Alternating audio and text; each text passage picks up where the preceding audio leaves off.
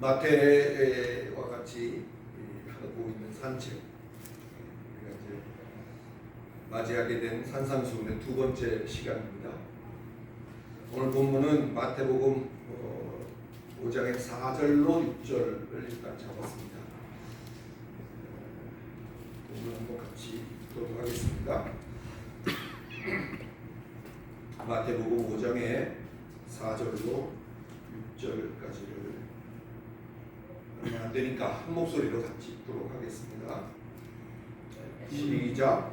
애통하는 자는 복이 나니 그들이 일을 받을 것이며 온유한 자는 복이 나니 그들이 땅을 기업으로 받을 것이며 의에 지르고 목마른 자는 복이 나니 그들이 배부를 것이며.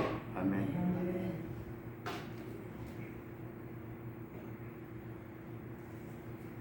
구약이라고 우리가 통칭하는 이스라엘의 전체 역사를 아우러서 계속 전승되어져 내려온 그 젖과 꿀이 흐르는 그곳, 그 하나님의 나라, 그 약속된 복음의 당사자라고 할 수 있는 성자 하나님이신 예수가 입을 열어 가르치신다는데 우리가 의의를 둬야 된다, 그런 얘기를 했었죠. 입을 열어, 당사자가 입을 열었다는 것은 굉장한 의미가 있는 거죠.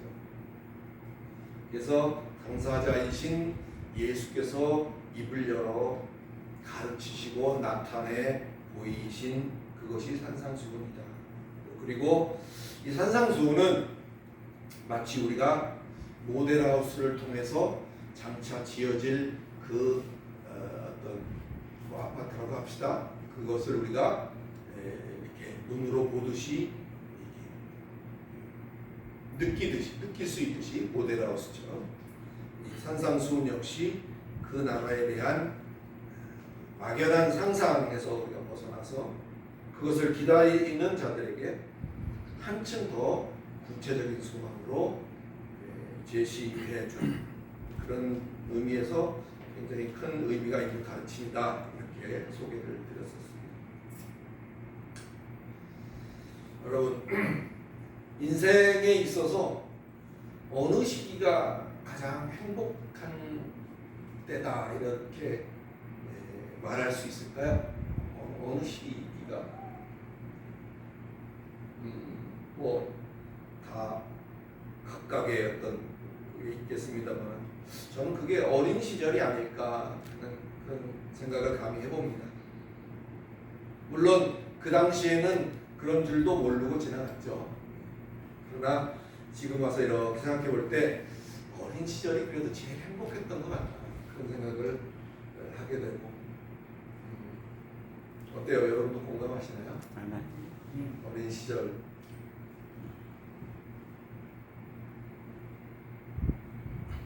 우리가 상대적으로 어린 시절을 행복했다고 여기는 이유는 뭐 여러 가지가 있겠습니다만, 아침에 또 치킨 얘기가 나왔었는데 뭐 3만 원짜리 뭐 요즘 얼마나 하는지 모르겠습니다만 뭐 치킨 하나를 이렇게 받아들면 얼마나 그 신났어요, 그죠? 신나요. 누가 먹을 거 한 조각도 안 내고 다 먹어버릴 정도로 신나는 그런, 그거 하나만 봐도 신나죠, 받아들어도. 근데 어린 시절이 그렇게 행복한 이유는 그거 하나 받아들었지만 그 한 마리를 마련하기 위해서는 커피 몇 잔을 팔아야 되는지 뭐 이런 걸 전혀 모르기 때문에 행복한 거 아닐까요? 어떻게 해야 그것이 내 손에 들어왔는지는 알 필요가 없으니까. 그러니까 행복한 거 아닐까, 그런 생각을 해보고, 아는 것이 우리가 점점 많아진다는 것은 또 이런 의미가 있을 수 있겠구나, 그런 생각을 해봅니다. 그렇다고 어때요? 반대로 모르는 것 투성이라면 답답하기 짝이 없겠죠. 또 모르는 게 많다면. 안 될 때 안 되더라도 그 안 되는 이유가 뭔지라도 좀 알아야 속이라도 좀 시원하지 않겠나 그런 생각을 해봅니다. 우리 믿음도 똑같은 것 같아요. 우리 믿음도 우리가 믿음이 어릴 때는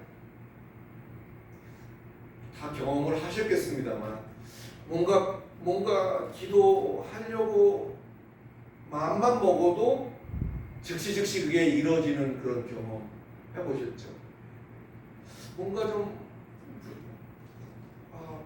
이런 거 좀 필요한데 이런 거 좀 그래서 기도하려고 마음만 먹어도 이렇게 이루어져 버리는 그런 경험. 또 눈만 감으면 또는 잠을 잘 때도 뭐 그림으로 환상으로 이렇게 보여주기도 했죠. 그러다 보니까 처음에 믿음에 막 이렇게 발을 들일 때는 굉장히 신바람 납니다. 뭐 해도 착착되고 말려도 소용이 없죠. 신나는 거를 말려도 소용이 없습니다. 또 하지 말라고 해도 여기저기 자랑하고 다니죠. 내가 믿는 하나님이 이렇다. 이렇게 했는데 그냥 이렇게 해주시더라고. 이런 얘기하기에 바쁩니다. 근데 어때요? 어느 순간 그렇지 않아지잖아요. 달라지기 시작합니다. 여러분도 그때와는 지금이 좀 다르잖아요. 달라져 계시죠? 우리가 컸다는 증거입니다.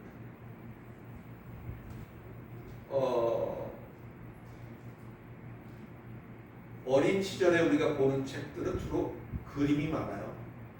글자보다 그림이 많고 동화책 같은 것도. 근데 학년이 올라가고 이렇게 점점 갈수록 그림 보기가 힘들어집니다. 글자가 훨씬 많죠.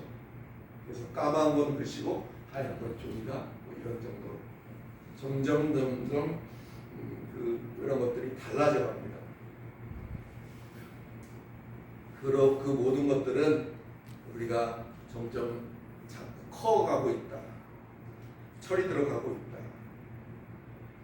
장성해져 가고 있다라는 사인인 줄로 여기시고 나는 왜 전에 하고 달리 잘 안 되지?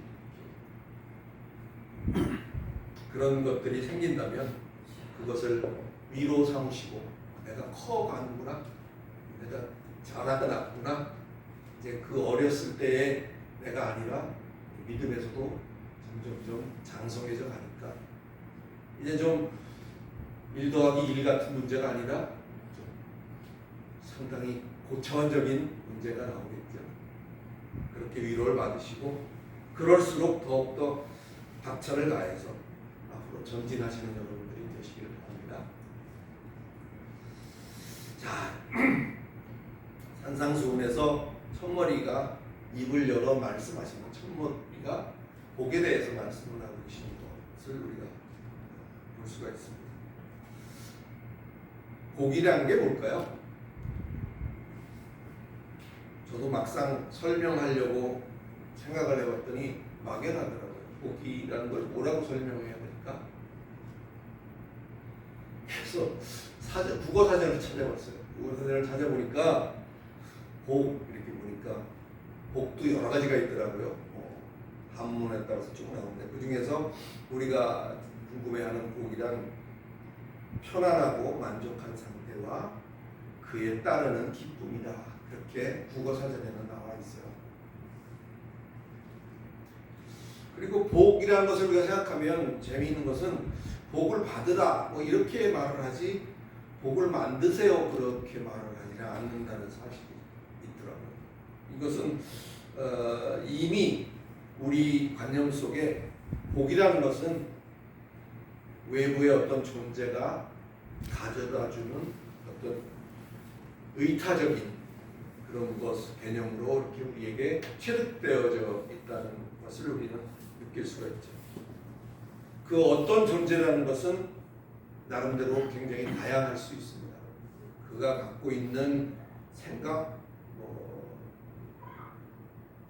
종교 뭐 이런 거에 의해서 어떤 존재가 나에게 복을 갖다 주고 왜 어떤 존재로부터 주어지는 그 복 그게 많이 차이가 나기 시작하죠.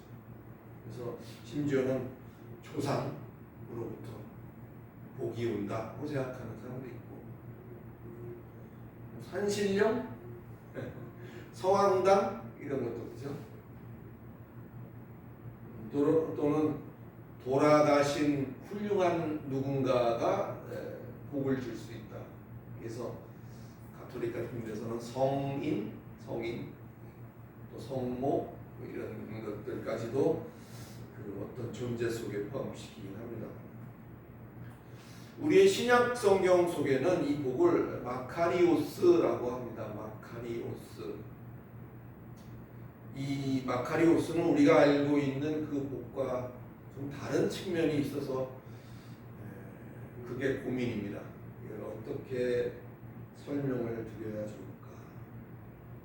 우리말로 복 많이 받으세요 이렇게 말을 우리가 주고받잖아요.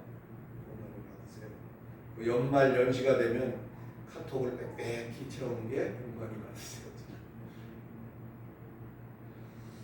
복 많이 받으세요 이렇게 우리말로 할 때 그 복이라고 하는 것은 명사입니다. 명사. 받으라는 말이 동사고, 그죠? 복이란 말은 명사인데 목적어가 돼서 복을 받으라는 거죠. 근데 매우 특이하게 이 헬라어의 마카리오스는 명사가 아니에요. 명사가 아니라 이 마카리오스는 복이로다, 복이 복되구나, 뭐 이런 식의 형용사입니다. 우리가 알고 우리가 개념 속에 우리 개념 속에 있는 복이라는 것은 명사인데 성경 속에서 말하고 있는 복이라는 것은 형용사더라 하는 것이 일단 가장 큰 차이가 나요. 좀 어렵습니다. 이게 복이라는 게 형용사라는 게 무슨 의미입니까? 이 마카리오스라는 것은 우리가 이미 우리 관념 속에 자리 잡고 있는 그런 복처럼 우리가 획득하거나 우리가 성취할 목표의 이름이 아니에요. 우리가 주거니 받거니 할 수 있는 그런 대상이 아니다라는 것이 이 마카리오스가 형용사라는 것이 우리에게 일러주는 그런 개념입니다. 오직 하나님만이 우리에게 하실 수 있는 하나님의 우리에 대한 소감, 하나님의 우리에 대한 평가, 이것이 복이다라는 사실을 일단 마음속에 좀 담아주시길 바랍니다. 차츰 이해를 해 가자고요. 우선 전제를 하자면 오직 하나님이 우리에게 하실 수 있는 하나님의 우리에 대한 소감, 하나님의 우리에 대한 평가, 그것이 복이다. 그래서 복되도다 또는 복이로구나 이렇게 형용사로 표현합니다. 형용사라는 의미는 꽃이 아름답다라고 말할 때 꽃이라는 것은 명사죠. 꽃이 그래서 주어가 되고 거기에 은는 이가가 붙어요. 그래서 꽃이 그 다음에 아름답다라고 표현하는 것은 그게 바로 그 명사가 어떻다는 것을 꾸며주는 형용사가 돼요. 그래서 꽃이 아름답네요. 김치가 맛있네요. 우리가 이렇게 말할 때 그 무엇이라는 명사, 꽃이나 뭐 김치, 뭐가 됐든 그 자리에 들어갈 수 있는 그것이 어떻다는 것을 설명해 주는 것이 형용사다. 그렇게 이해하시면 될 것 같아요. 이 공식을 적용해서 본다면 마카리오스, 복, 그게 명사가 아니기 때문에 마카리오스를 많이 받으세요 라고 말할 수가 없는 것이고, 뭐뭐뭐라는 것이 마카리오스다 라고 말할 수 있단 말이에요. 표용사이기 때문에. 지금 우리가 살피고 있는 팔복에서도 어떤 이런 동일한 패턴이 반복이 됩니다. 우리말 성경도 가만히 보시면 뭐뭐 하는 자는 복이 있나니 뭐뭐뭐 할 것이며, 이렇게 지금 우리말은 그런 패턴으로 쭉 8가지가 반복이 되거든요. 오늘 아까 읽은 우리가 본문들도 그렇게 편성이 되어 있죠. 근데 이것이 원래는 마카리오이 뭐뭐뭐 호티 뭐뭐뭐 이렇게 되어 있어요. 마카리오이 호티라는 그런 패턴을 유지합니다. 복되도다 뭐뭐뭐여, 왜냐하면 뭐뭐뭐이기 때문이다. 이런 패턴이 적용이 됩니다. 그럼 복되다는 것은 무엇일까요? 복되다는 것은 이 마카리오스 복되도다라고 하는 이 말은 마크라는 어근에서 왔습니다. 마크라는 어근. 마카리오스가 마크라는 어근에서 왔어요. 이 마크라는 이 말의 뜻은 길다, 넓다, 크게 하다, 그런 뜻이 마크의 뜻입니다. 마크가 뭐라고요? 길다, 넓다, 크게 하다. 그게 마크예요. 마카리오스는 그 마크에서 온 말이에요. 따라서 마카리오스가 의미하는 그 복된 상태라는 것은 하나님에 의해서 하나님의 은혜가 길게, 더 넓게, 더 크게 확장된 상태. 그것이 성경에서 말하고 있는 마카리오스의 개념입니다. 성령께서 여러분이 이해가 되실 수 있도록 여러분께 역사해 주시기 바랍니다. 제 설명에는 한계가 있는 것 같아요. 하나님에 의해서 하나님의 은혜가 더 길게, 더 넓게, 더 크게 그렇게 되어져 있는 것, 그것을 성경에서는 복되도다 그렇게 말을 한다. 뭔지 모르겠지만 그렇답니다. 그러니까 이렇게 이것으로 또 한번 유추해 보면 어떤 얘기가 되냐면, 우리가 어떻게 살아야 우리의 산 그 결과물이 복이라는 것으로 더해지거나 복이라는 것으로 우리 삶에 보태질 것인가의 문제가 아니라, 성경에서 말하고 있는, 언급하고 있는 이 복은 우리의 삶의 정체성이, 우리의 삶 자체가 하나님 보시기에 무엇으로 평가될까? 이것이 성경에서 말하고 있는 마카리오스다. 성경에서 복되도다고 말하는 그 말이다.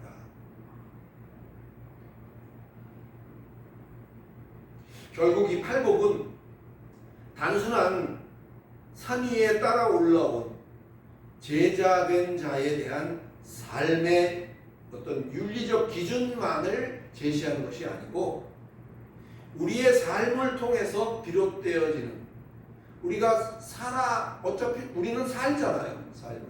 삶을 사는데 그 삶을 통해서 비롯되어지는 하나님과의 관계성 속에서의 하나님이 느끼실 수 있는 대견함, 하나님이 느끼실 수 있는 흐뭇함, 그것을 표현한 것이 복되도다라는 의미다라고 구원해서 설명할 수가 있을 것 같아요. 좀 최선을 다해서 설명하겠습니다. 하나님과의 관계성 속에서의 하나님이 우리의 어떤 행동, 우리의 삶을 보시고 우리의 살아온 삶의 그 정체성이 우리의 삶 자체가 하나님 보시기에 어떻게 평가될까? 그것이 하나님이 이런 삶의 정체성을 가진 그들에게 그것을 복되도다라고 하시더라. 그 복되다는 것은 아까 얘기한 대로 마크라는 말에서 온 것인데 크게 하시고 길게 하시고 넓게 하시는 하나님. 그러니까 그걸 우리 하나님과의 관계성 속에서 하나님이 우리를 보시고 흐뭇해 하게 느끼시고 대견하게 느끼실 때에 우리에게 하나님이 하실 수 있는 그 최대한의 보상이라는 말은 좀 쓰고 싶지 않은데 최대한의 우리에게 하실 수 있는 말, 그것이 복되도다라는 것이다. 오늘 본문으로 돌아가 보겠습니다. 4절에 보니까 먼저 애통하는 자를 언급하고 있죠. 애통하는 자라는 게 슬퍼하는 자, 우는 자, 탄식하는 자라는 것은 우리가 다 알고 있죠. 특별히 다를 게 없습니다. 그러니까 슬퍼 울며 탄식하는 자가 복이 있다, 이렇게 볼 수가 있는 건데, 그러면 이 땅에 얼마나 많은 사람들이 있겠어요? 저마다 숱한 사연을 가지고 저마다 슬퍼하고 울고 탄식하는 사람들이, 그 수많은 사람들이 다 복 있는 자라고 말하고 있는 것이겠는가? 그런 의문이 들리게 되죠.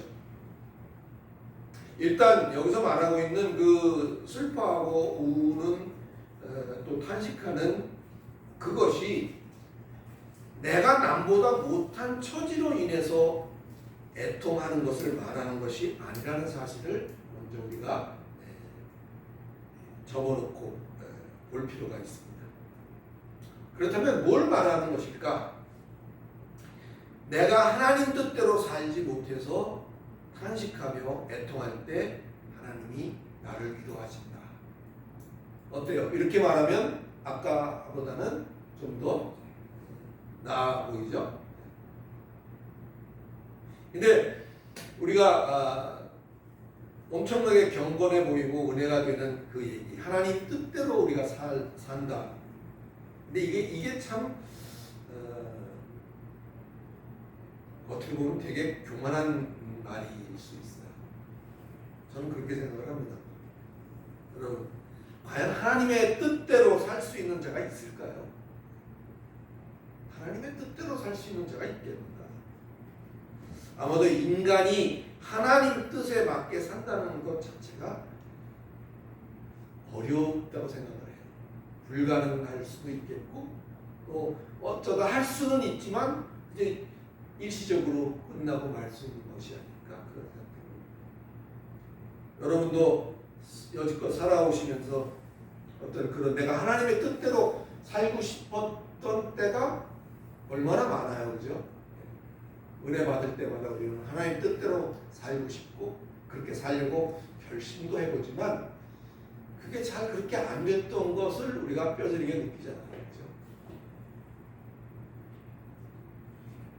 예레미야 31장 16절에 보면 이렇게 말을 하고 있어요. 나 여호와가 이같이 말하노라. 내 소리를 금하여 울지 말며 내 눈을 금하여 눈물을 흘리지 마라. 내 일의 갚음을 받을 것인즉 그들이 그 대적의 땅에서 돌아오리라. 여호와의 말이니라. 예레미야 31장 16절에 그렇게 기록하고 있어요. 왜 우리 보고 울지 말라는 거죠?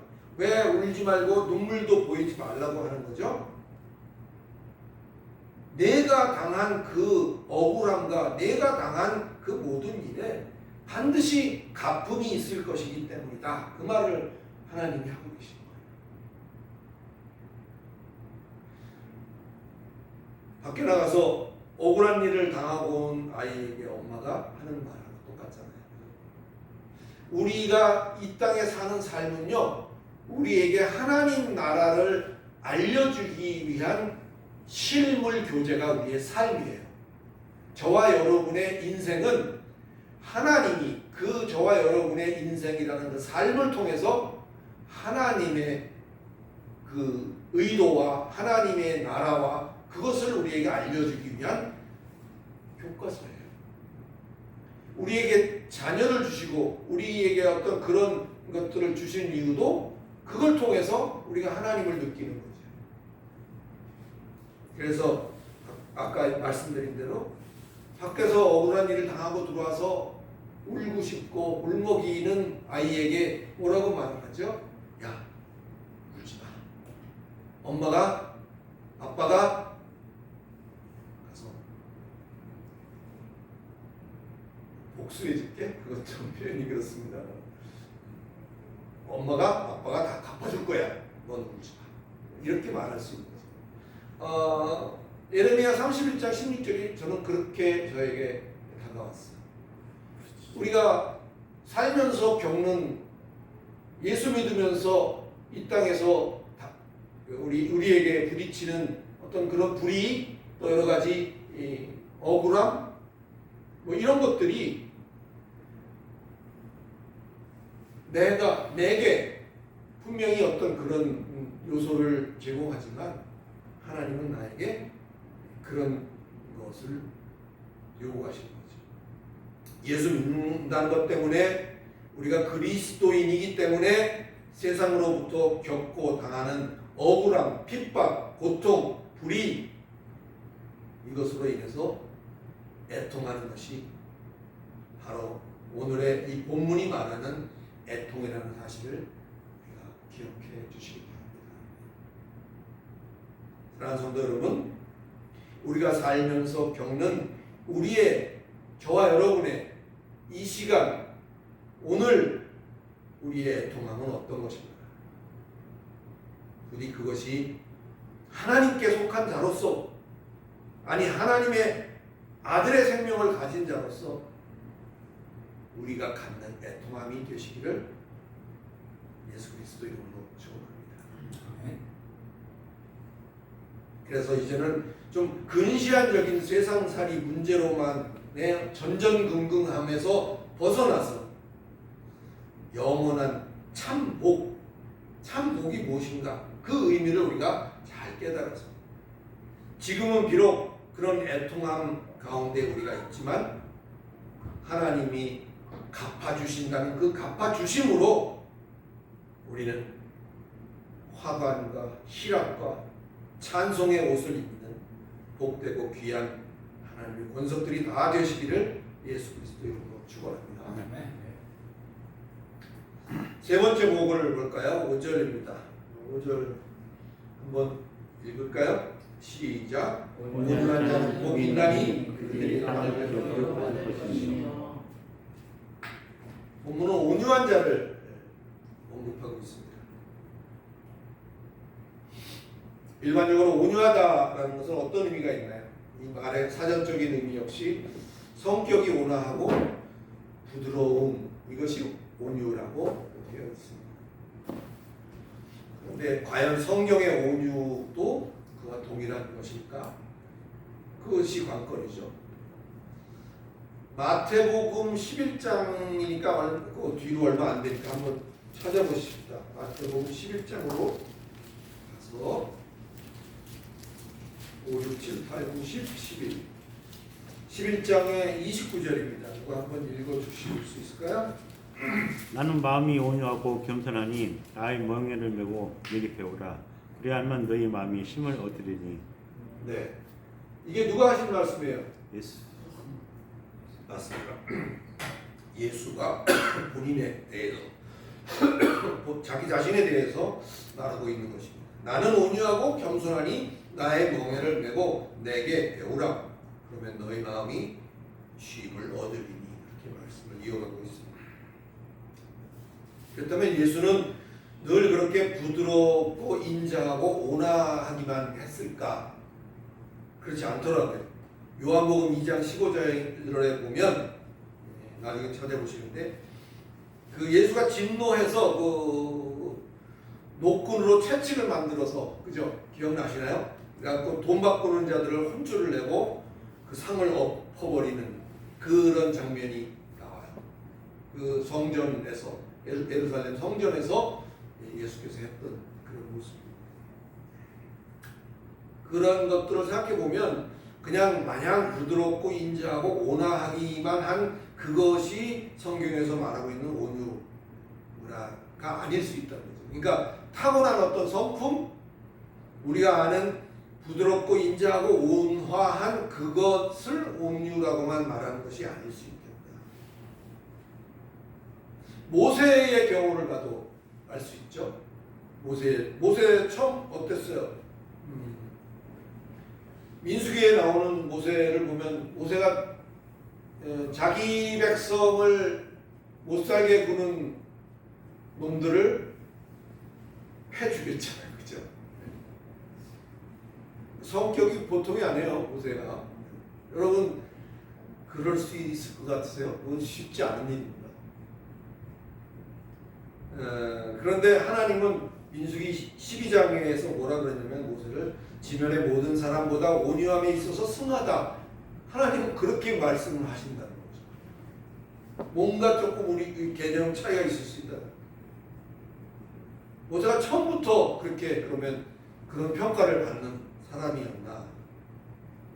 답은 아니다 하죠.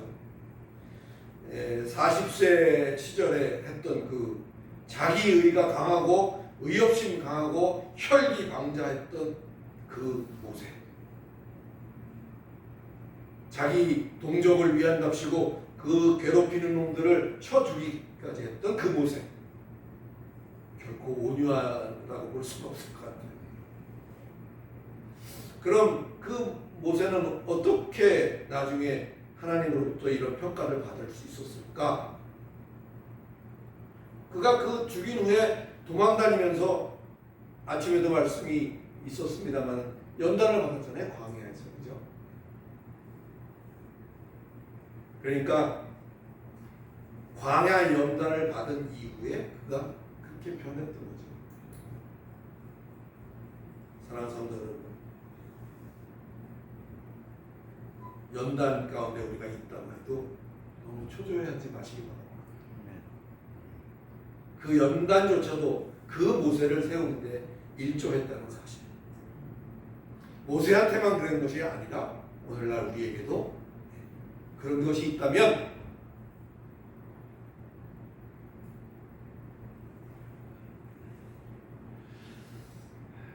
이 온유라는 말의 헬라어는 프라우스입니다. 프라우스. 이 프라우스라는 말은요, 길들여진 동물을 말할 때도 이 프라우스라는 말을 써요. 되게 재밌죠? 프라우스. 아주 사나운 개가 있다고 해도 그 개가 자기 주인한테도 막 물고 뜯고 하면 그건 보내야죠. 보내야 됩니다. 아무리 무섭고 사나운 개도 제 주인을 알아봐요. 주인을 알아보고 주인에게는 다른 모습을 보입니다. 저는 키워보지 않아서 잘 모르는데 애견하시는 분들 얘기 들어보면 가장 그 우호적인 포즈가 배를 드러내는 거라면서요. 벌렁 누워가지고 배를 이렇게, 그러면 그것이 굉장한 그 표현이라고 해요. 믿음의 표현이라고 하나, 사랑의 표현이라고 할까. 그러니까 아무리 무서운 게 사납다고 해도 제 주인에게는 다른 모습을 보인다. 그 다른 모습을 보이는 그것이 온유다. 이렇게 여러분 생각하실 수 있습니다. 성질이 아주 포악하고 아주 그냥 흉측하다 해도 주인인 하나님을 알아보고 그 앞에서만큼은 그러지 않는다면 그것이 온유라는 사실을 여러분 기억하시기 바랍니다. 능력이 있다 해도, 내가 기술이 있다고 해도, 내가 힘이 세다고 해도 거침없지 않는, 아나무인격이지 않는 그것이 온유라는 사실을 깨달으시기를 예수 그리스도의 이름으로 축원합니다. 온유는 그런 거예요. 그냥 한없이 인자하고 좋고 저 사람은 법 없이도 살아 이렇게 말하는 그것이 온유한 것이 아니고 성깔 부릴 줄도 알고 뭔가 할 줄도 알지만 제 주인 앞에는 그렇지 않고 그게 온유. 여러분 뭐 표현이 좀 그렇습니다만 어른을 모시고 살아본 적 있나요? 어른을 모시고 살아본 적. 시댁에 가면 참 어렵잖아요. 시부모님 모시고 살려고. 근데 어때요? 요즘은 그렇지 않을 수 있지만 옛날 같으면 시부모님을 모시고 사는 그 집에서는 큰 소리를 안 내죠. 왜?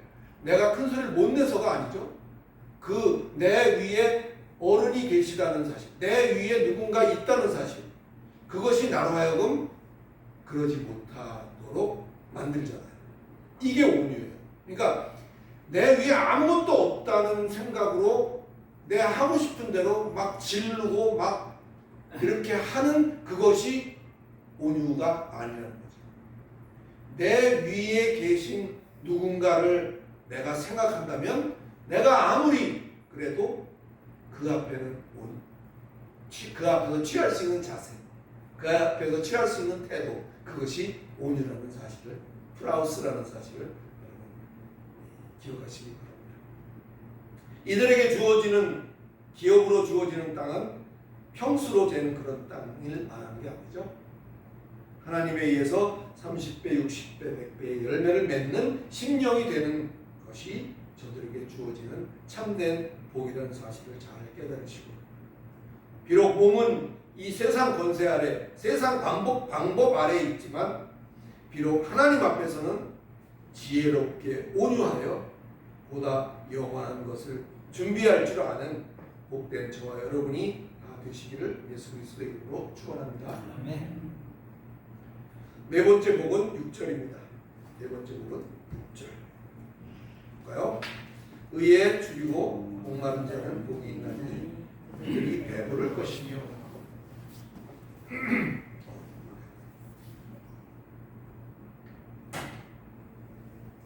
이것도 역시 그런 연장선 위에서 이해가 되어져야 됩니다. 저희가 배부를 것이며 라고 하는 이 의미는 스스로 뭘 먹어서 배고프지 않게 된다 그런 뜻이 아니에요. 저희가 배부를 것이며 라는 것이 배고프지 않게 된다, 스스로 뭔가를 먹어서 배고프지 않게 된다는 뜻이 아닙니다. 이 배부를 것이라는 코르티조는요, 코르티조는 특정 대상의 의지 안에 들어간다 그런 뜻입니다. 특정 대상의 의지 안에 들어간다.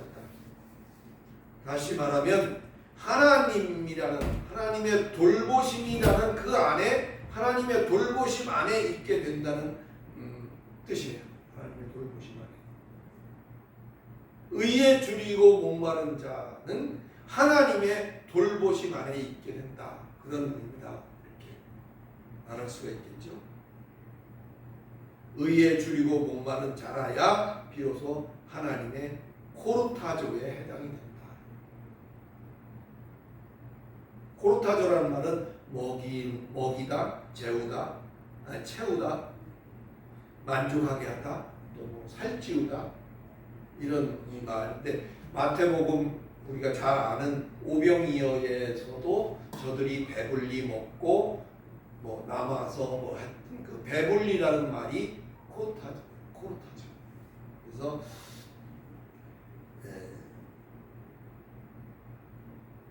그들을 하나님의 돌보심 안에 있게 된다. 그런 의미로 코르타조를 여기서 사용하고 있고, 그것이 배부를 것이라는 의미다. 그러면 의라는 것이 뭔지 알아야 되겠죠. 의라는 것이. 의라는 것은 우리가 알듯이 공정한 것, 그것이 의라고 말할 수 있죠. 이 의라는 것은 디카이오 시네라는 말을 쓰는데, 이것은 하나님의 법정에서 사용하는 법적인 용어라고 해요. 의라는 말이. 그러니까 성경에 나오는 모든 의라는 말은 정의로움의 의미보다는 하나님의 법정 아래서 하나님으로부터 그렇게 평가받는, 선언받는 그것이 의다, 그렇게 말할 수가 있습니다. 로마서 10장 3절을 보면 하나님의 의를 모르고 자기 의를 세우려고 힘써 하나님의 의를 복종치 아니하였느니라, 이런 말을 하고 있어요. 로마서에서. 여기 보면 의에 대해서 두 가지가 있다고 성경은 우리에게 말합니다. 그 하나는 하나님의 의예요. 하나님의 의. 또 하나는 자기 의입니다. 자기 의. 다시 말하면 자기 의라는 것은 사람의 의를 말하는 거죠. 자기 의, 사람의 의. 이 하나님의 의와 자기 의는 공존 관계가 아니어서 대개의 경우 한쪽으로, 사람의 의 쪽으로 이걸 세우려면 하나님의 의에 이렇게 반하는 그런 상충적인 관계로 되어 있습니다. 그리고 성경은 자기 의에 대해서 아주 철저하게 그것을 배척하고 있어요. 곳곳에서. 그래서 바울서신이나 여러 가지 것들을 보면 하나님의 의와 사람의 의가 있지만, 그것이 우리가 사람의 의는 법과 도덕, 어떤 윤리 이런 것들로 세워지는 것이고, 하나님의 의는 믿음으로 말미암는 것이다, 그렇게 볼 수가 있고, 따라서 의에 줄이고 목마르다는 것은 하나님의 의 구현에 있어서 갈급하다는 말을 하고 있는 것이다. 하나님의 의를 구현하는 그들의 삶, 어떤 추구함과 그런 목적성을 가진 삶에 갈급해하는 거죠. 사랑하는 성도 여러분, 산상수훈에서 예수는 철저하게 어떤 것이 진정한 복인지를 입을 열어 가르쳐 말하고 있습니다. 하나님은요, 아무나 보살피지 않습니다. 하나님은요, 누구나 보살피는 것이 아니에요. 우리가 오해하지 말아야 될 것은 하나님의 사랑의 대상은 누구인가? 하나님은 누구를 돌보시는 것인가? 그것을 우리가 인식을 할 필요가 있죠. 하나님의 의를 구현함에 있어서 안타까워하고 갈급해하는 그 심령을 하나님은 사랑하시는 것이고, 하나님은 그를 코르타죠 하시는 거예요. 배불리시는 거예요. 그를 먹이시는 거예요. 하나님의 의를 구현함에 있어서 안타까워하고 갈급해하는 그 심령을 하나님은 찾고 계신다라고도 할 수 있죠. 이런 사실을 우리가 잊지 마시고, 주어진 삶의 정황 속에서 늘 하나님의 의 구현에 고민하고 안타까워하며 노심초사하는 그런 삶을 사는 복된 저와 여러분이 되시기를 예수 그리스도 이름으로 간절히 축원합니다. 기도하겠습니다. 거룩하신 하나님, 비록 우리가 세상에 속해서 세상을 딛고 세상과 함께 더불어 살고 있지만, 우리의 신분과 우리의 본향은 그들과 같지 않다는 사실을 우리가 잊지 않게 하여 주시옵소서. 그래서 우리로 하여금 하나님의 의가 잠식되어져 가고 하나님의 의가 우습게 여겨지는 것을 비통히 여길 줄 알게 하시고, 그것으로 잠 못 이루며 그것으로 애통해하고 그것으로 줄이고 목마르는 그런 갈급함을 경험케 하여 주시옵소서. 때로는 당근으로 세상과 어우러져 살기도 하지만, 때로는 채찍으로서 그 세상을 향해 휘두르기도 할 수 있는, 하나님 앞에서만큼은 제 분수를 알고 잘 길들여진 방제하지 않는 충성된 하나님의 권속들로 살게 하여 주시옵소서. 우리를 뱀과 같이 지혜롭게 하시고 이 마지막 때에 우리가 한쪽으로 치우쳐서 어렵게 행해온 우리의 그 열심의 대가가 오히려 하지 아니함만 못한 그러한 우를 범치 않도록 우리를 도와 주시옵소서. 예수 그리스도 이름으로 기도드리옵나이다. 아멘.